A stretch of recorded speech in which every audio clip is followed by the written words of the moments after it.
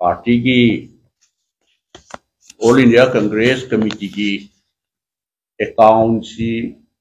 तोंगान बा बैंक सिंह ता हाइता बैंक तरा मरी मंगा कुंबा तरा मरी तरा मंगा कुंबा तुम्हारी वो रंगनी तोंगान बा बैंक ता लेबा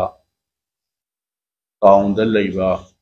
पैसा सिंह सी अकाउंट सी दोई न बा लोग को यारोय फ्रीज तौरे हाई बसे मसी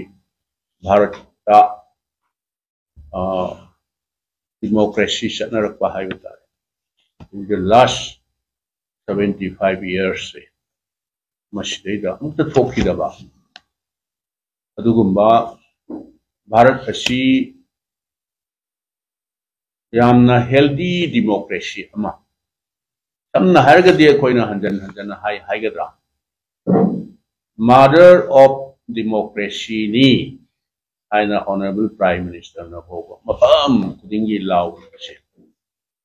without opposition voice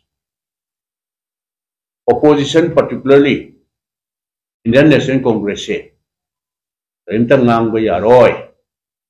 karimta movement karimta tawba yaroi haigadi karai no democracy si karai no democracy ki wan Oi atai party de su keno torombi ai maru oina congress aidi sumaina bu hainingam BJP na haiba tare kiri bisi congress kapta ne ba moina oti kiri bisi aduna yamna democracy satpalai pa amada healthy democracy Hensi hai betar gadi apoi opposition ki voice issue oi lau ba ya bana lau ni no du di lali hai du adum clarification to bi ga loy aduna mamai dadi democracy ki sumaina sum toksala di democracy ki wahan thok lefta ba dictatorship ki shasan ama purakna na ba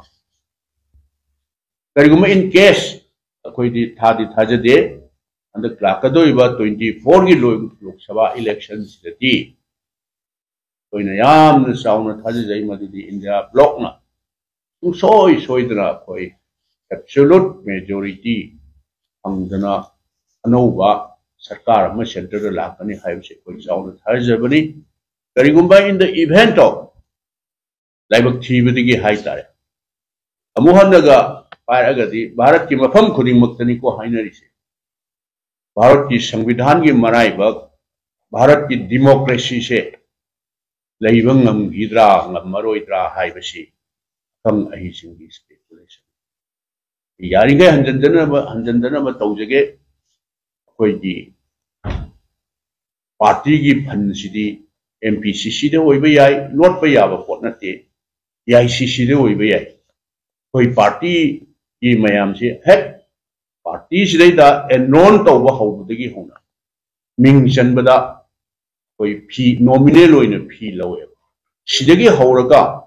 elected member मयाम से MLA की ना अशोक मागी salary दगी party दा contribution तौबा MP की ना माना फंगिबा तोरक तुदगी असुलाम contribution तौबा हाइबसे मसे कोई पार्टी की मैंडेटरी होइना लये सुमाइना अखोई पार्टी की मयाम सिदगी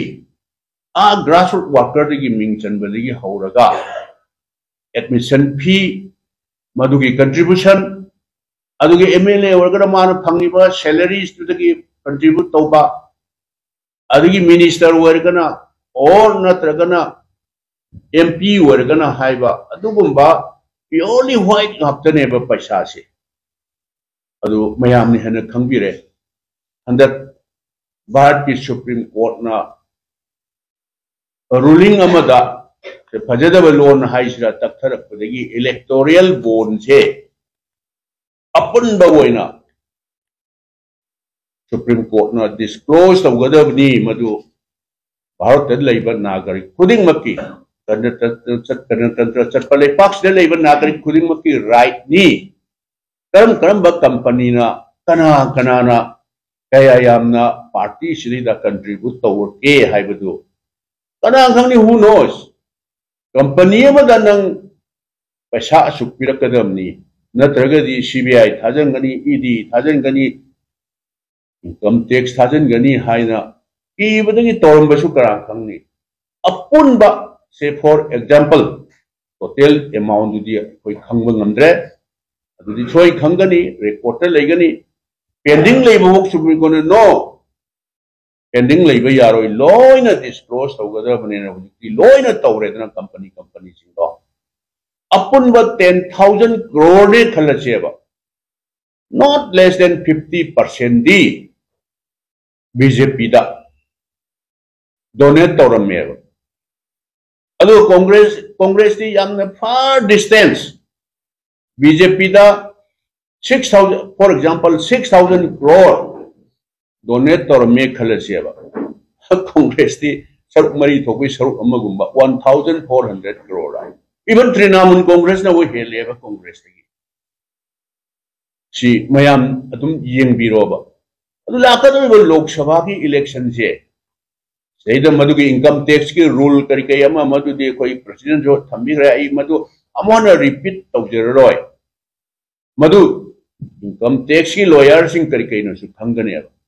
income tax ta kana gumba na ain na yadana matam chana tax ti ga dawa Tihaudagasu Madugi defaulter fee haina Tilaga dum yabneva the Pashasu low for alloy Hibisibu Sibu Sigumba Sason he Koi Anasota Lady Adu Matung the shoe aquati Lakani Hibisit has the Samjan Jarabada and the Satar Eva Tawong he Machina Tapadi India da democracy si amuhan thammaroi si dictator tawrga Manipur su hore na dictator ngakani press ki sinau kanamta sarkar ki afaba oibi ai fatabo oibi ai moida allegation tawroji semto alore no nang haibidu di lali semto alore na aduga democracy ki mari su yumbi ni haiba press ki sinau jing koi handan di haire madu ai haining da baneba press ki sinau jing kanam ta freely maybe suggestion will be ai or constructive suggestion will be ai and or natraga observation comment will be ai kanam ta freely pibang ammi brava sino sumai sum toksalaba di ganatantra le khadra ganatantra leiro oi dobogi man bamna elected government local body sibu under the gram panchayat ki administrator right hara layer di ko ekai kana ba election to matamang pasa tingnam ni MLA so appoint to ose who knows aduna machi yamna ngangni ngai di yamna lei he